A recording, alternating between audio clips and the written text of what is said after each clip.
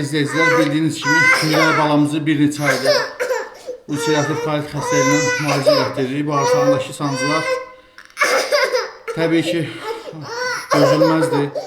Məcbur olub paylaşırıq. Halımızdan anlayıb dəstək olan, dua edən hər kəsə təşəkkür edirəm. Ümid edirəm ki bizi başa düşəcəksiniz, dəstəyinizi əsirgəməyəcəksiniz.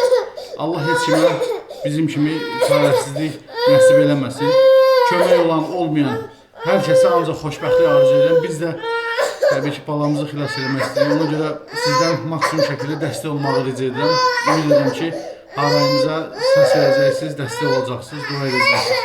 Öncədən hər birinizə təşəkkür edirəm.